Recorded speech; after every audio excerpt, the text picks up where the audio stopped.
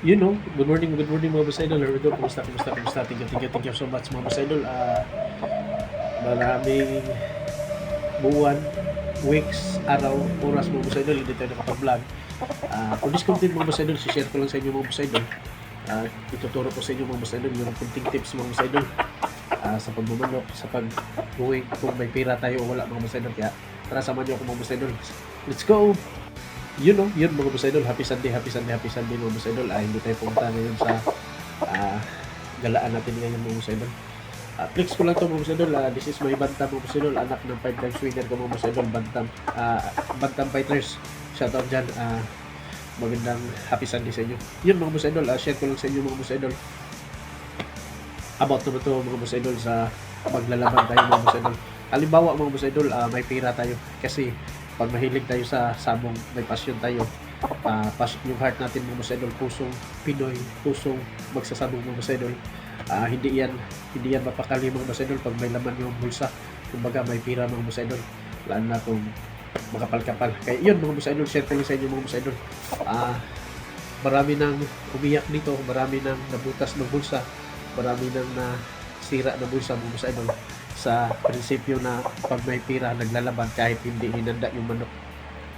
Tandaan nyo mga boss idol,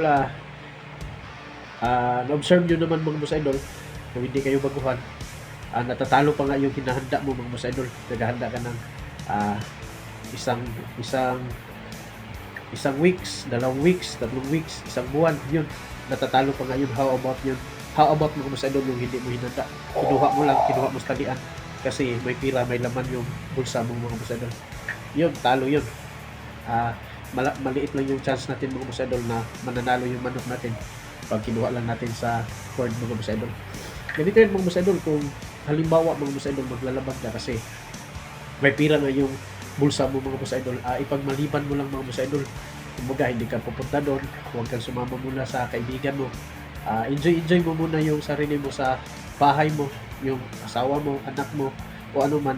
Huwag ka muna pumunta sa mga kaibigan mo na mahilig din magsabong kasi madadala ka doon mga boss idol.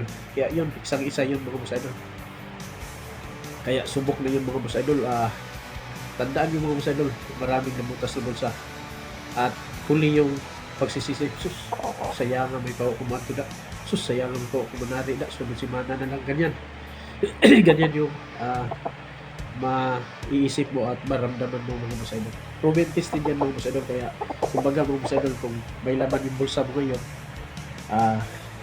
dyan lang yan mga boss idol, kasi yung pagsasabong, yung pagpunta sa tarian mga boss idol, hindi yan matatapos mga boss idol. Habang buhay yan mga boss idol. Kaya enjoy your life lang mga boss idol. Huwag yung magbumayabang ka na magre-rent ka ng manok doon sa loob para isabong itan mo. Huwag, kalma, relax. Pag may pira mga boss idol, maganda ka ng manok mga boss idol, maganda na yung dalawang linggo, 3 linggo, 1 buwan, pwede na yan. May chance tayong mananalo dyan mga boss idol.